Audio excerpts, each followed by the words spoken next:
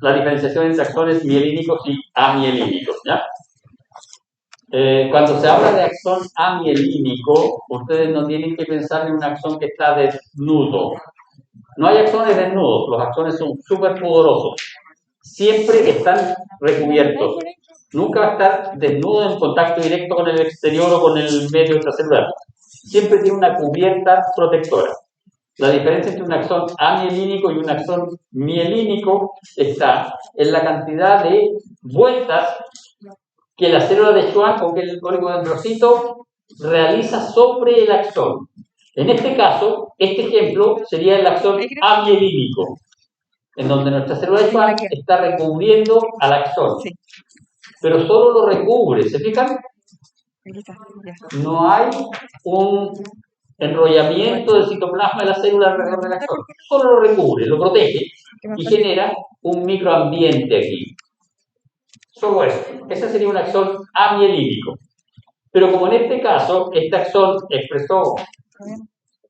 Oiga, esta es la selección ayer que me olvidó.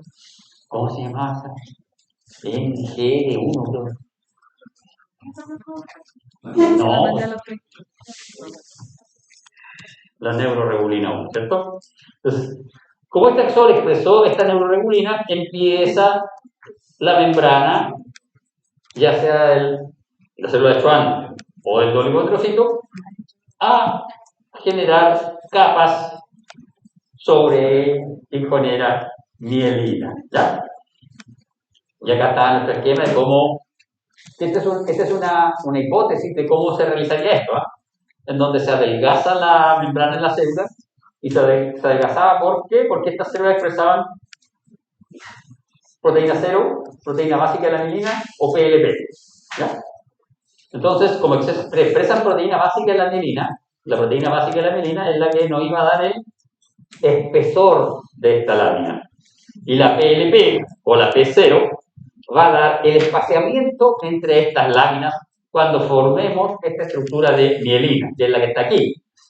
Entonces aquí estaría la mielina y el espaciamiento estaría dado por la PLP o la proteína 0 y el espesor de la lámina está dada por la proteína básica de la mielina, que es lo que está explicado acá. ¿Se fijan?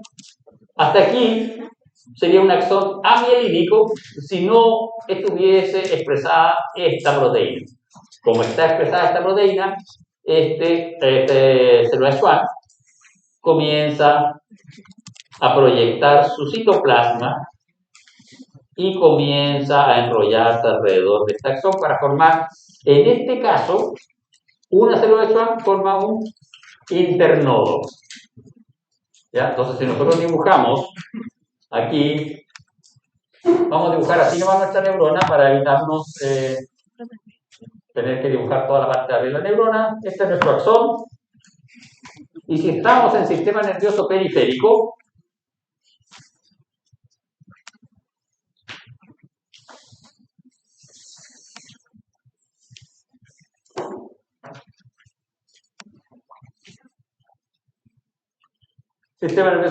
cada internodo es una célula de Schwann. Sistema nervioso central,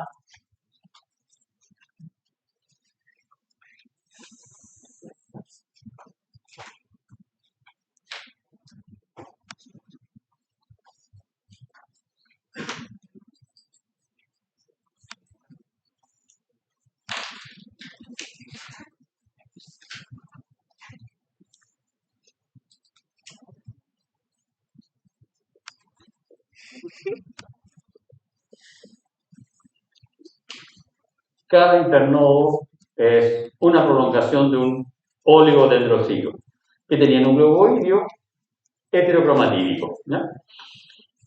Y ahora, cada oligodendrocito puede formar varios internodos en un mismo axón o en distintos axones. Acá, cada internodo, una célula de Schwann. En este caso hay proteína 0, en este caso hay PLP. En ambos casos hay proteína básica de la mielina. En ambos casos hay neuroregulina. Y esta era la diapo que nos habíamos quedado, que era la última, donde se mostraba cómo estas células eran las que estaban implicadas en este espaciado de estas láminas, que es bastante relevante porque es un espaciado perfecto. Entonces, como siempre, cada vez que uno quiere hacer algo en donde hay un espaciado, lo que tiene que poner es un tope. Y se fija en esos topes. Y eso lo han usado desde los egipcios en adelante. En la construcción se usa mucho. Cuando alguien va, por ejemplo, a estucar en las paredes de esta sala, el estuco, que es la arena que se pone encima con cemento, lo que se hace es poner un palito en un lado, en otro lado, se pega y eso le da el espesor. Y los maestros pues estucan y con una varilla hacen topar los dos palitos y eso da el espesor exacto en toda la pared. ¿Ya? Usa lo mismo acá. Este sería el palito, el espaciador, y acá estaría el cemento del estuco entre las dos laminillas de nuestros oligodendrocitos. Para que vean que los humanos no hemos descubierto nada, todo lo ha hecho la naturaleza antes. La única ventaja en favor de nosotros es que nosotros llevamos con suerte 100.000 años y la naturaleza lleva miles de millones de años. Bien, entonces, acá está nuestro axón amielínico, ¿ya? Sistema nervioso periférico. Acá la diapo dice sistema nervioso periférico, pero eso, ojo, no quiere decir que en el sistema nervioso central no existan axones amielínicos. De hecho, en el sistema nervioso central hay unos axones amielínicos que son súper importantes, que son los axones del eje que yo les dibujé en la clase anterior. Yo en la clase anterior dibujé el tercer ventrículo. Esa región del tercer ventrículo se llama hipotálamo. Y yo dibujé unos núcleos, el núcleo paraventricular y el núcleo supraóptico. Esos son núcleos de neuronas que tienen axones amielínicos. Ahora, ¿cuál es la gracia de estas neuronas? Lo vamos a ver en endocrino, pero les adelanto un poco. Esas neuronas son neuronas especiales. No tienen neurotransmisores, secretan hormonas que regulan la actividad de la hipófisis. La hipófisis, que es la glándula pituitaria, que regula a su vez un montón de otras glándulas endocrinas, está regulada por neuronas. Neuronas que se llaman neuronas neurosecretorias, porque no tienen neurotransmisores. Y esas tienen axones que van desde el hipotálamo a la hipófisis, son axones cortitos, y esos axones son amielínicos. ¿Ya? Esos axones pasan súper cerca de los tanicitos. ¿Se dan cuenta la vinculación? Tanicitos, ventana del cerebro, estaban en contacto con el líquido, con vasos sanguíneos que no tenían barrera hematoencefálica, y por ahí pasan los axones de las neuronas neurosecretoras que regulan la hipófisis.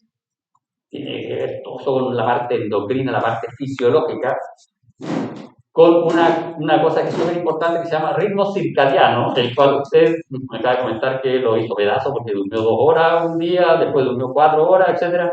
El ritmo circadiano es nuestro reloj biológico que nos indica cuando tenemos sueño, cuando tenemos que estar despiertos, ¿ya? Y eso se regula por secreción de estas glándulas, entre ellas la pineal, etc. Dime. ¿Cómo se llamaban las células que hacen los nódulos? Internodo. El nodo este es el internodo. Estas son las células de Schwann. Sí, ¿y la del lado? Estos son oligodendrocitos. Sí, lo que pasa es que aquí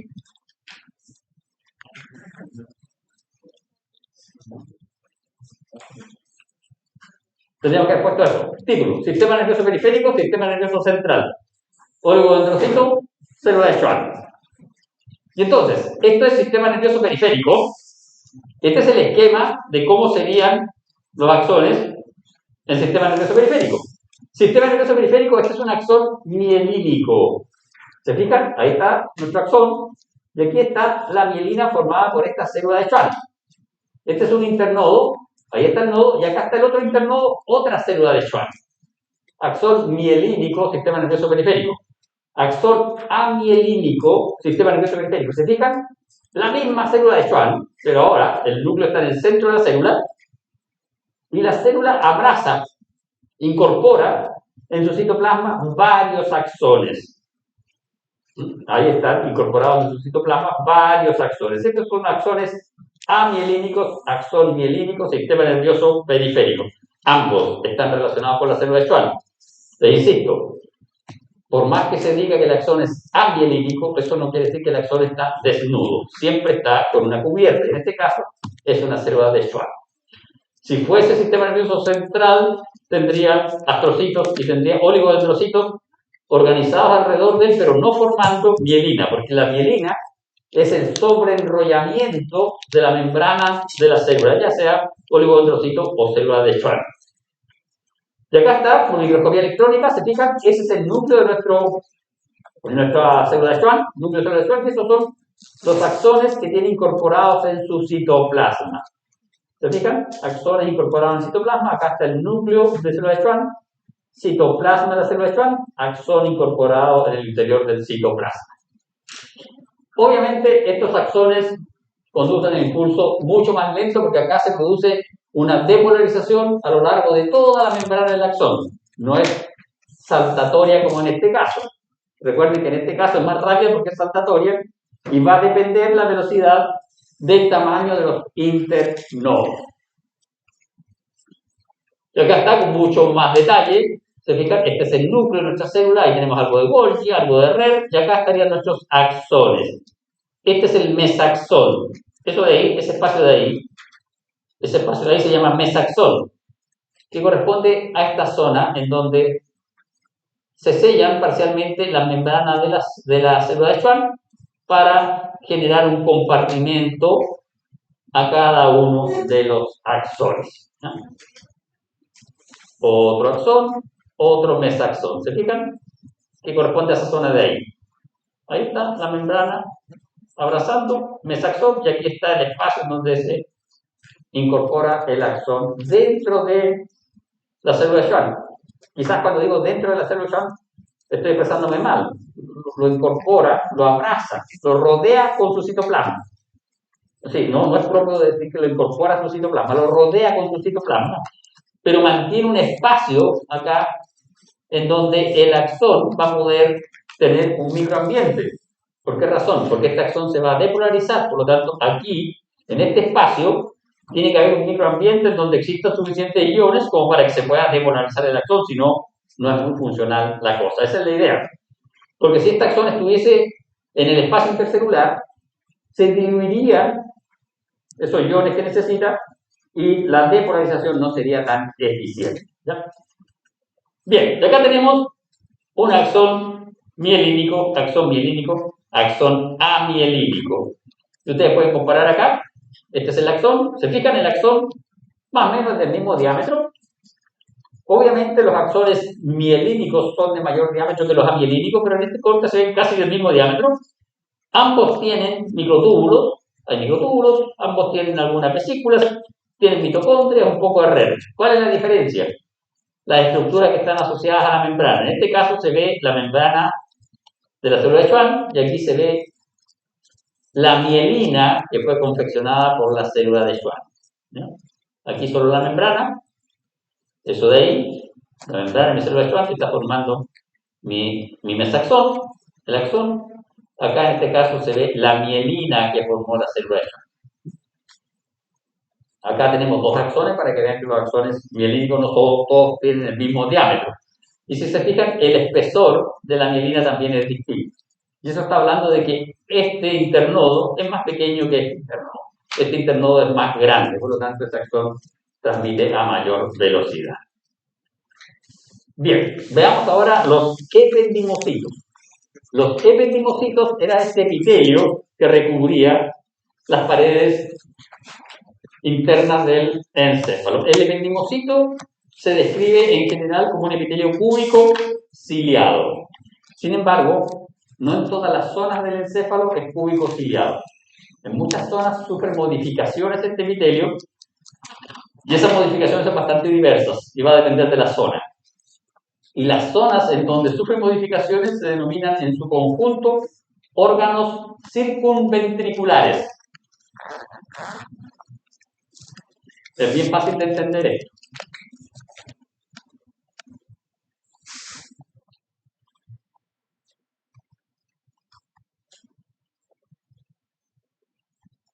Se denominan órganos circunventriculares porque están en la periferia de los ventrículos. Y vamos a tener plexo coroideo, vamos a tener el órgano subcomisural, el órgano subfornical, el órgano vasculoso de la lámina terminal, la zona de la eminencia media y el área postrema. Esos son órganos circunventriculares. ¿Qué quiere decir eso? Que en estas zonas los ependimocitos no son cúbicos. Pueden ser cilíndricos, pueden ser pseudoestratificados. En muchos casos pierden los cilios y adquieren microvellosidades. Por ejemplo, en el caso de los plexos coroideos adquieren microvellosidades. En el caso del órgano subcortical, de la lámina vasculosa, de la lámina terminal, en esos casos el ependimocito pierde sus características y también el tejido que está por debajo del ependimocito cambia sus características y la barrera de los vasos que están acá se altera. ¿Por qué razón? Porque estas zonas de ependimocito son zonas en donde el tejido neural entra en contacto con el tejido vascular. Esta zona de aquí es la zona de la eminencia media. Aquí están los tanicitos. Aquí estaban nuestros tanicitos. Estos son plexos coroideos, plexos coroideos. De estas dos zonas nosotros vamos a hablar un poquito, ¿no? De las otras zonas, del órgano subcortical, la lámina vascular, el órgano subcomisural, no vamos a hablar. Probablemente en fisiología lo van a ver, pero nosotros no nos vamos a meter tan allá. Bien, entonces, este es el clásico ependimocito. ¿Se fijan? Células cúbicas con un núcleo redondo. El núcleo puede ser eucromatínico o un poco heterocromatínico. Ahí están, los núcleos son bien redonditos, ¿se fijan? Un epitelio cúbico propiamente tal, con cilios. Tiene muchos cilios. ¿Cuál es la idea de los cilios de los ependimocitos? ¿Alguien me ayuda? Mover el líquido cefalorraquídeo. Mover el líquido cefalorraquídeo. En general, y es bien importante aquí, es como particular, ¿eh? Porque si ustedes piensan, acá está el líquido cefalorraquídeo. Aquí está el líquido cefalorraquídeo. El líquido cefalorraquídeo hace esto. Aquí genera una especie de torbellino y sale. Y estos cilios lo que hacen es generar un movimiento laminar en las paredes del encéfalo. Entonces el líquido cefalorraquídeo se mantiene siempre en movimiento en las paredes del encéfalo. Salvo, interesantemente, en la zona de los tanicitos, en donde no hay cilios. El líquido cefalorraquídeo se detiene. ¿Y qué dijimos del tanicito? Que tenía modificada la barrera hematoencefálica. Por lo tanto, esta célula podía testear el líquido y testear la sangre. Justo ahí en donde el líquido se mueve menos. Entonces, es como interesante. Bueno, los otros órganos también tienen una cosa similar. En el caso de los plexos coroideos, ellos producen el líquido cefalorraquídeo. Entonces, ahí hay más modificaciones todavía. ¿Ya? Pero esa sería la idea funcional de estos cilios. Ayudar a mantener un flujo laminar de líquido cefalorraquídeo sobre la superficie epitelial. Los cilios no tienen cilios. Tienen microvellosidades. A ver, veamos acá. Vamos a ver aquí. Vamos a dibujar acá.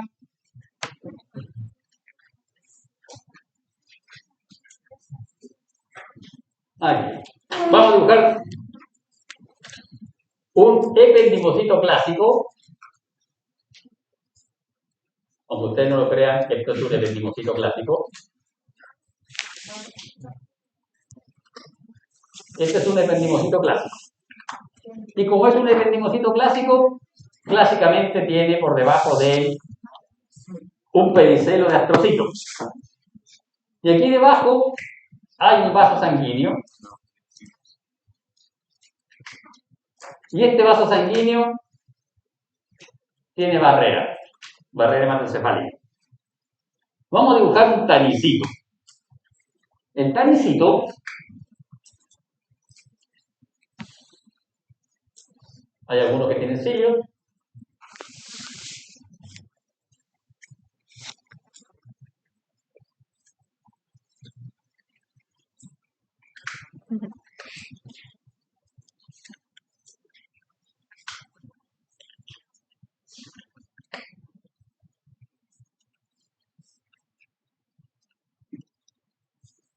El tanicito está con un vaso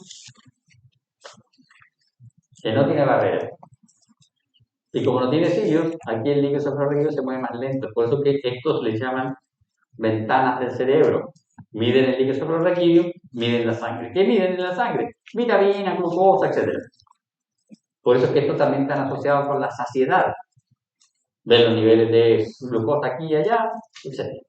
Y ahora vamos a dibujar un coroidocito. Ependimocito, tanicito, coroidocito.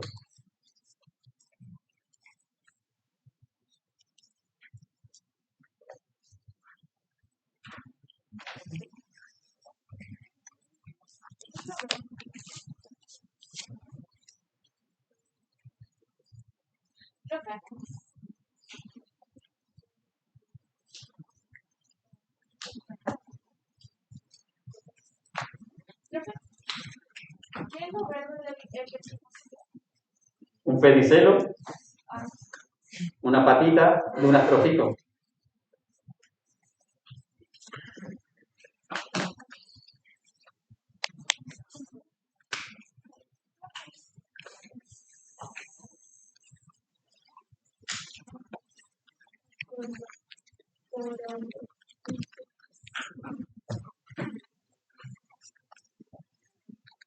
Aquí voy a hacer un dibujo un tanto licencioso, pero cuando veamos circulatorio lo vamos a explicar, ¿vale?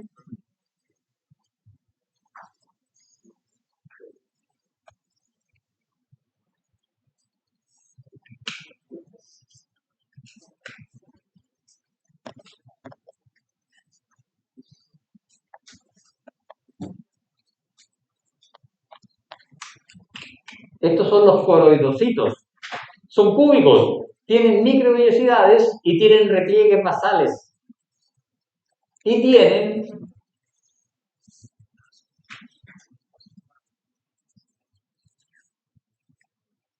mitocondrias localizadas basalmente. Y los vasos sanguíneos que están aquí abajo son vasos sanguíneos fenestrados. No solo no tienen barrera hematoencefálica, sino que son fenestrados. ¿Qué significa vaso sanguíneo fenestrado? Que tiene zonas de alta permeabilidad en su membrana. Es decir, lo de la sangre pasa directamente aquí. Pero no hemos quedado que el encéfalo, que la neurona era tan especializada que no podía llegar las cosas directamente desde la sangre a la neurona, y que para eso acá teníamos los astrocitos y todo el cuento. Aquí están los coroidocitos. ¿Se fijan? Yo dibujé ahí. Esas son uniones de sello. Tienen complejos de unión. Están sellados. Quizás haga falta también hacer esto aquí. Ahí. Eso demuestra que estos vasos sanguíneos también tienen uniones de sello, con barrera, sin barrera, fenestrados, sin barrera, la barrera está acá arriba. ¿Ya? Estas son las tres versiones que nosotros vamos a estudiar de los ependimocitos. Hay más, pero no nos vamos a meter en un curso de neurobiología. Y aquí está, ese es el núcleo, se fijan, esos son nuestros ependimocitos. Los ependimocitos del epitelio ventricular, en determinadas zonas, piso del tercer ventrículo, presentan características especiales y se denominan tanicitos. Tanicitos. Los ependimocitos de los plexos coroideos tienen un unión ocluyente y funcionan produciendo una barrera entre la sangre y el líquido cefalorraquídeo. Ellos forman el líquido cefalorraquídeo y se llaman coroidocitos. Son así, ¿ya? Y aquí está. Estos son los ventrículos cerebrales. Ustedes ya hicieron anatomía, no nos vamos a detener en eso, pero nos vamos a detener aquí, en la pared. Y estos serían los ependimocitos. Fíjate que esos son los cilios. Son células cúbicas propiamente tales, y aquí está su citoplasma, y ahí están los cilios. Cuando esto lo vemos con mayor aumento, nos damos cuenta que son células con núcleos redondos. La mayoría de ellos son neocromatínicos, la célula es cúbica propiamente tal, incluso cúbica baja. Y ahí están los cuerpos basales. Cuerpos basales, y desde ahí hacia arriba salen nuestros cilios. No tienen uniones ocluyentes acá. En el caso de los ependimocitos que recubren las barreras, las paredes de los ventrículos en general, es decir, aquí, ahí, aquí, ahí, aquí, no tienen uniones ocluyentes. Quiere decir que el líquido cefalorraquídeo que está aquí estaría en libre contacto con el parénquima interno. Pero no es tan libre contacto porque, se fijan, aquí tienen abajo los tanicitos, la glía limitante. ¿Ya? Los tanicitos, los astrocitos, perdón, glía limitante. Bien, veamos entonces los plexos coroideos. Y aprovecho para preguntarle. 1, 2, 3, 4. Cualquiera del cuarto mesón, último mesón, cualquiera de los cuatro. Ayúdeme. Bien, tenemos acá los plexos coroideos. Los plexos coroideos son prolongaciones de la membrana que recubre internamente los ventrículos, es decir, ependimocitos, que se proyectan hacia el interior de los ventrículos y forman estructuras bastante complejas que están aquí. ¿Se fijan? Este es un plexo coroideo. Y está constituido por estas células cúbicas de aspecto hexagonal. Ahí está. Cuando uno los corta en una muestra histológica, se da cuenta que es un epitelio que tiene uniones de sello en el borde apical, que tienen abundantes microvellosidades, y por debajo de ellos hay un tejido conectivo laxo, muy vascularizado, y la particularidad de estos vasos sanguíneos que están aquí es que son vasos sanguíneos de tipo capilar y son capilares fenestrados. Para que entendamos, lo vamos a repetir luego cuando veamos sangre, pero este capilar, si yo lo dibujo, la membrana de ese capilar es así, ¿ya? Aquí tiene la unión de sello con el otro vaso. Aquí está la célula endotelial. Esa es la membrana de este capilar. La membrana del capilar fenestrado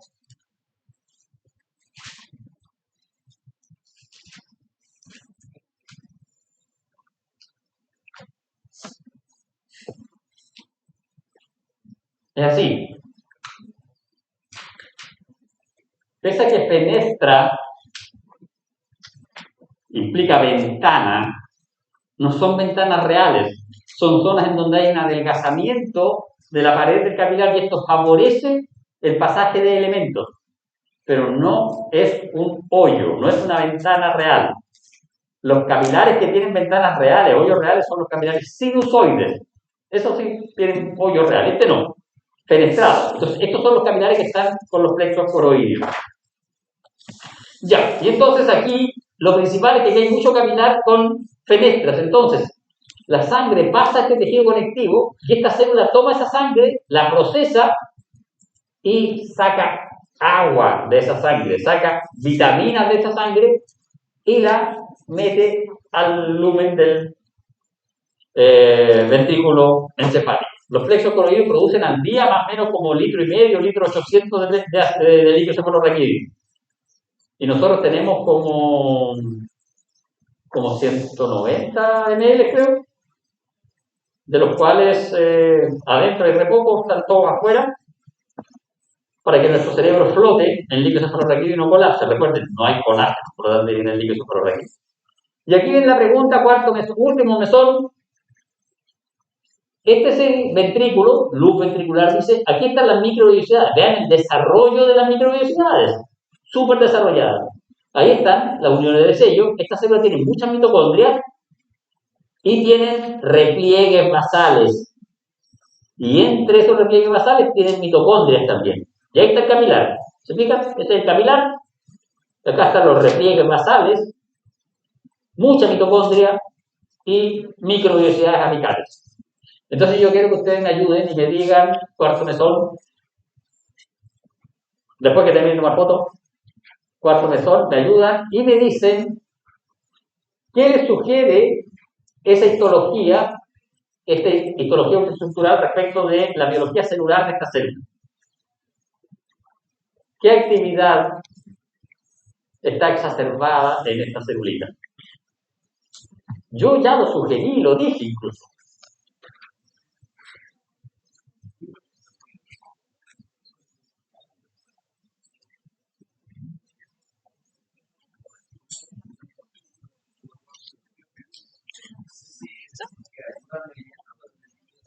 No.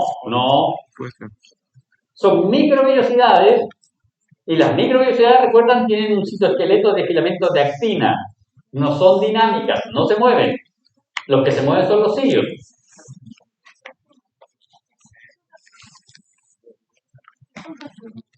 ¿Cómo? Exacerbado. Está aumentado mucho más que lo normal, que es una célula muy rica en esa organela o tiene microvellosidades muy abundantes por unidad de superficie y muchas microvellosidades muy largas.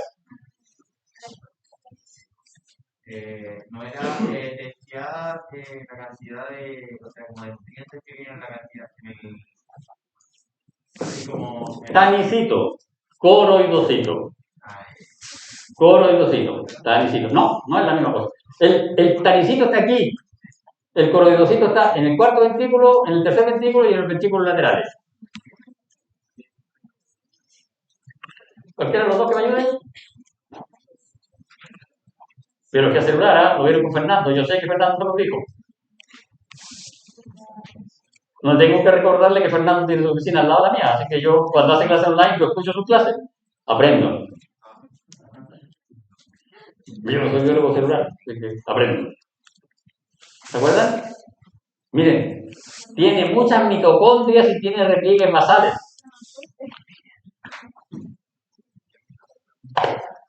Mitocondria, energía. Las microvellosidades, ¿para qué eran? Para absorber. En este caso, yo lo dije, esta célula está tomando nutrientes, vitaminas, agua desde la sangre y la pasa al líquido cefalorraquídeo. Transporte transcelular. Por eso tiene tantas microvellosidades, tantos repliegues basales. Estos repliegues basales se denominan también vellosidades o microvellosidades invertidas. Es una célula que está activamente sintetizando líquido, les dije. Sintetiza 1.5 litros de líquido cefalorraquídeo al día. Y nosotros tenemos como 180 ml adentro, o sea, sintetiza mucho más de lo que necesitamos. Por eso es que se produce la hidrocefalia. La hidrocefalia se produce porque se empieza a acumular líquido cefalorraquídeo y como los plexos están produciendo, se genera ese problema. Entonces, nuestro coroidocito tiene esas características histológicas que lo diferencian absolutamente del tanicito y del ependimocito normal. Los vasos sanguíneos que están asociados a cada una de estas células epiteliales son distintos. En este caso es un vaso sanguíneo fenestrado, sin barrera. Este es un vaso sin barrera, pero continuo. Este es un vaso continuo con barrera hematoencefálica. ¿Ya? En este caso, algunos vasos son fenestrados también, pero no nos vamos a meter en eso. Entonces ya abundamos. Dime. ¿Cómo se llama el tipo de transporte que Transcelular. Ya. Bien. Entonces, vimos nuestros ependimocitos. No nos vamos a meter con los otros ependimocitos. Hay un órgano subventricular que lo mencionamos tangencialmente, que es la glándula pineal. La glándula pineal es la que está relacionada con el ritmo circadiano. Que habíamos mencionado, ¿se acuerdan que dijimos ritmo circadiano? Bien, veamos entonces ahora las sinapsis. La sinapsis se entiende como un contacto entre una neurona y otro tipo celular, que puede ser una neurona o puede ser una célula muscular, una célula efectora. ¿Ya? Y las sinapsis son contactos para la transferencia o transmisión de impulsos nerviosos. Es decir, en esos contactos se transmite una señal nerviosa. Esta señal nerviosa generalmente se transmite a través de un elemento químico que se llama neurotransmisor. ¿Ya? Entonces, en estos contactos sinápticos se va a liberar este neurotransmisor. Y pese a que se denominan contactos sinápticos, la verdad es que no hay un contacto real entre la célula A y la célula B. Definamos célula A como la célula que tiene la terminal presináptica y célula B, la célula que tiene la zona postsináptica. ¿Por qué tenemos que decir eso? Porque las sinapsis son unidireccionales. Siempre van de presináptico a postsináptico. Vamos a tener acá un bello axón, lo dibujé gordito mi axón ahí para que podamos verlo. Y acá tenemos nuestro postsináptico.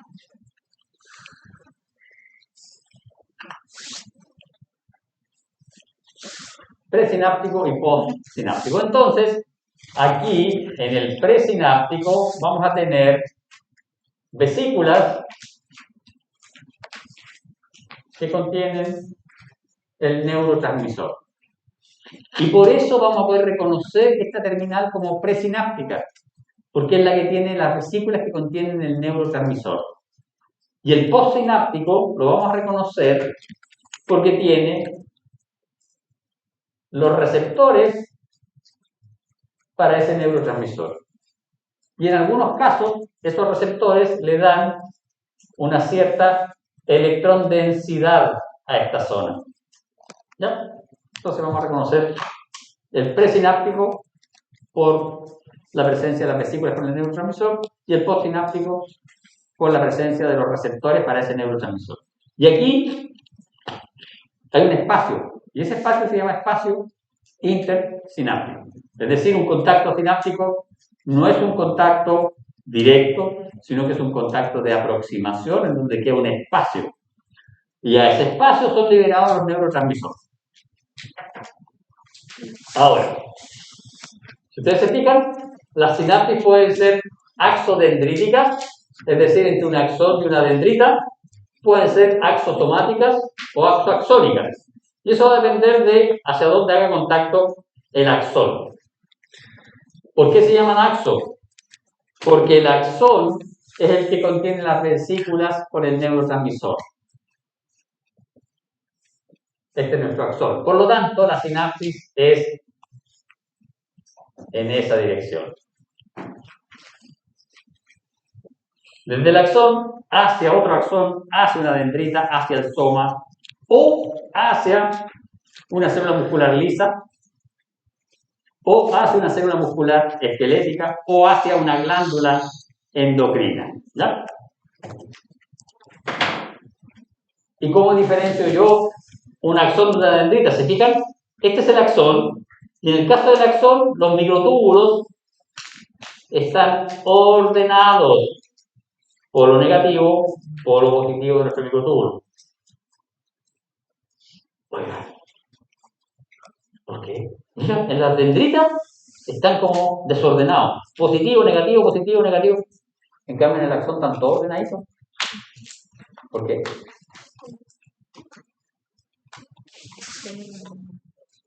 ¿Qué diferencia había con el axón en las regiones? Esa cuestión, ¿cómo se llamaba? Esa motoproteína que andaba ahí, no sé qué. Oiga, lean, estamos libres porque se corrió 3 semanas el certamen.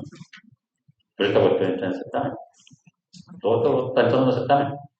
Y no sé si se han ido dando cuenta, pero hemos ido juntando nombres, cuestión y características, y el cromatínico, el cromatínico, el nombre de esto, que está lisito, que es ependimocito, que capital penetrado, que continuo, que con barrera, que sin barrera. Lean, porque si no vamos a aumentar la estadística. ¿Ya? Y la idea es mantener la estadística o bajar la estadística, no aumentarla. ¿Ya?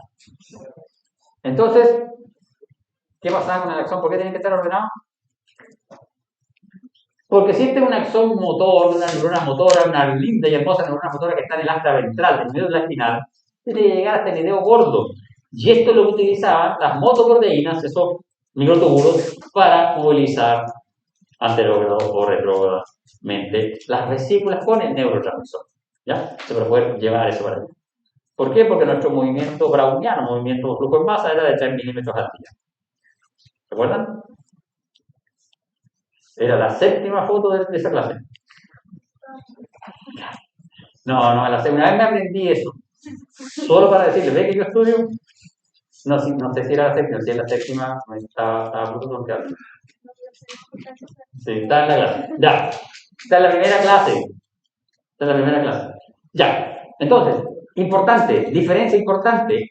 Los microtúbulos en las dendritas están desorganizados. En cambio, en el axón están todos organizados por su polo positivo o polo negativo. Y el polo positivo está orientado hacia la terminal axónica o botón axónico, y el polo negativo está orientado hacia el soma. ¿Ya? Y están estabilizados, ¿por qué? Porque en ellos se realiza el transporte axónico rápido, flujo rápido, dineína, quinesina. ¿Ya?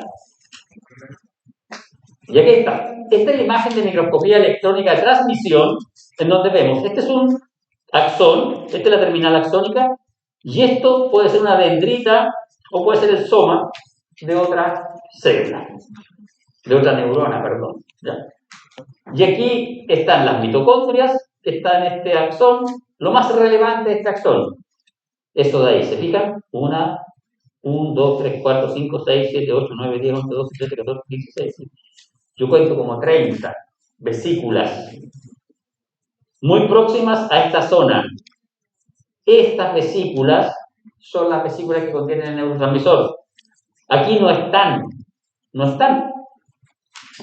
Por lo tanto, este es el presináptico Esto es el postsináptico. Hay una cierta electrón densidad tanto en la membrana presináptica como en la postsináptica. ¿Ya? En algunos casos es mayor en la postsináptica y me permite diferenciar presináptico de postsináptico.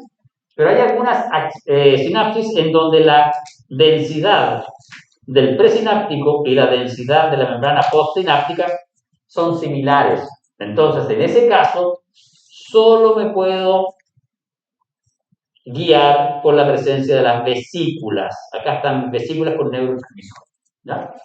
Yo se los había mencionado ya respecto de la liberación del neurotransmisor, y lo clásico era esto de aquí, en donde tenemos nuestra vesícula que se abría completa, la vesícula se fusionaba con la membrana del axón y liberaba todo el contenido, ¿no? Y la verdad que eso resulta, desde el punto de vista funcional, un tanto poco económico para la célula.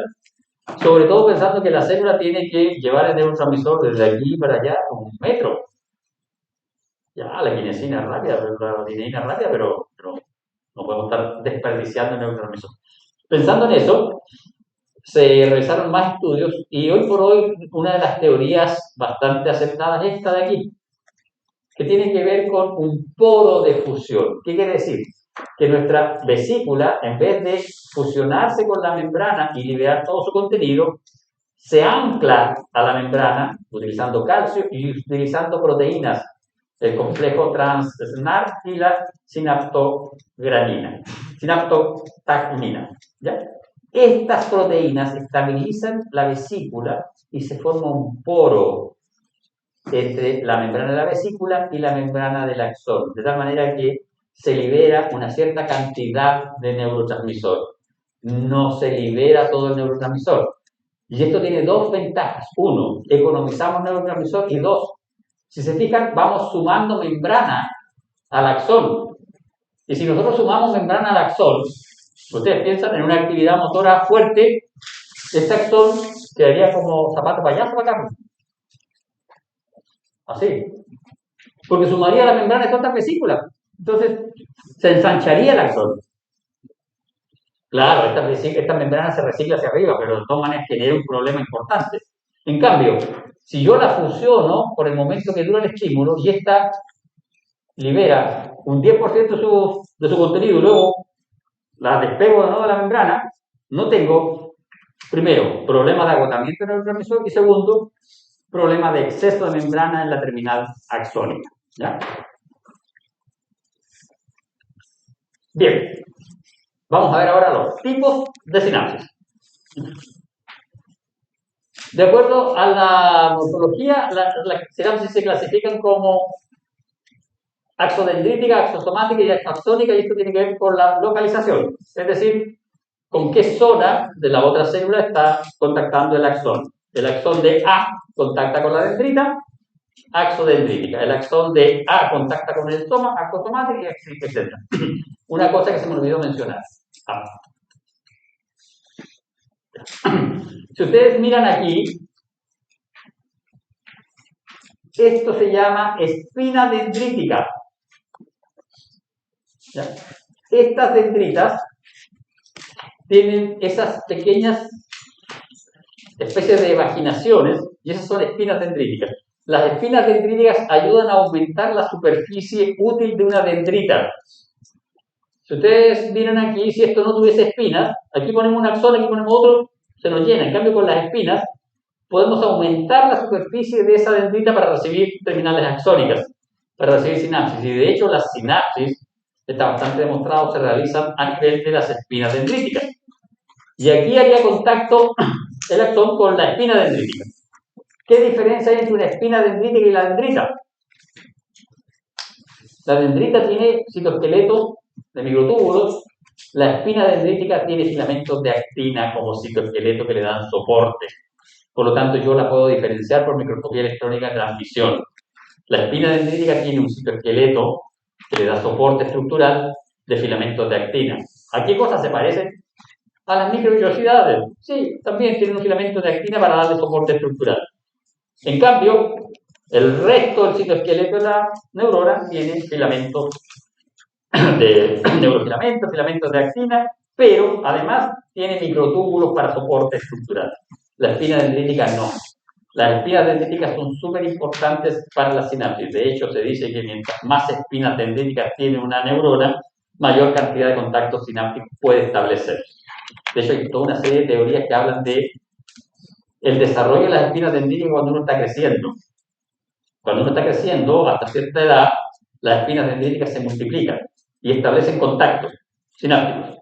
Y luego los contactos sinápticos se modifican, se podan y quedan consolidados algunos. Y eso es parte del aprendizaje de la persona y eso tiene que ver con el desarrollo de la potencialidad del encéfalo de la persona. Si tú no desarrollaste capacidad intelectual de niño, es decir, ejercicios mentales, leer, etcétera, etcétera, etcétera, no desarrollas suficiente cantidad de espinas dendríticas, por lo tanto no esperes que a los 50 años tu cerebro sea capaz de realizar muchas sinapsis, porque no tiene suficientes espinas dendríticas, ¿ya? Entonces son súper importantes, hay una serie de teorías respecto del desarrollo y maduración del encéfalo que están relacionados con el desarrollo de espinas dendríticas, que tiene que ver con todo lo que es la estimulación de los recién nacidos. Bien, entonces sigamos con nuestras sinapsis. Axodendrítica, axosomática y axoxónica. Ahora, en base a las condensaciones de membrana, ¿se acuerdan que yo les mencioné que la membrana postsináptica generalmente tiene condensación, pero la presináptica también tiene una cierta condensación? ¿Qué se refiere con condensación? Una cierta electrón densidad. Es más electrón densa que el resto de la membrana de la célula. ¿Por qué razón? Porque aquí hay receptores.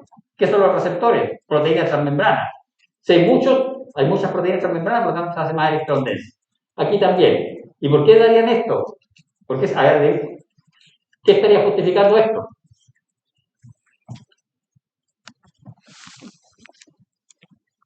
Esas proteínas de ahí están justificando la electrón densidad presináptica. La postsináptica la justifican estos receptores y canales. ¿Ya? Entonces, en algunos casos, tanto la presináptica como la postsináptica son igualmente densas, tienen la misma electrón densidad. Y en otros casos, la postsináptica es más de electrón densa. Entonces, vamos a tener las de tipo 1, que se caracterizan por presentar una mayor condensación de la membrana postsináptica. Esta es de tipo 1. ¿Ya? Y las de tipo 2, que tienen una condensación pre- y postsináptica similar. ¿Ya? Y luego vamos a tener, de acuerdo a la naturaleza de la sinapsis, vamos a tener sinapsis químicas, en donde es un neurotransmisor, y sinapsis eléctrica, en donde hay una corriente eléctrica. Corriente eléctrica, esto se hace referencia que hay una transferencia de electrolitos. En el caso de las sinapsis eléctricas, sí hay contacto. ¿Por qué? Porque ahí no hay... A ver si me sigue... Usted, joven. Sí, en la sinapsis eléctrica hay neurotransmisor. No. Esto tiene que ver con la... ¿Y hay espacio presináptico? ¿Y qué necesitamos para que haya un contacto eléctrico entre una célula y otra? Canales. Entonces, en este caso sí hay unión porque hay conexones. Hay sinapsis química, sinapsis eléctrica, hay conexones. Entonces aquí pasa una corriente de calcio, pasa una corriente de sodio, etc. Y acá estaría la de tipo 1, mayor condensación en la membrana postsináptica. La de tipo 2, hay igual condensación en la pre- y postsináptica. ¿Cómo las diferencio? El presináptico siempre va a tener las vesículas que contienen el neurotransmisor. En este caso, sinapsis química, hay vesículas con neurotransmisor.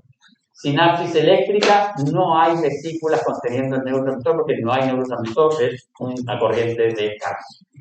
Bien, jóvenes, nos vemos mañana con lo último de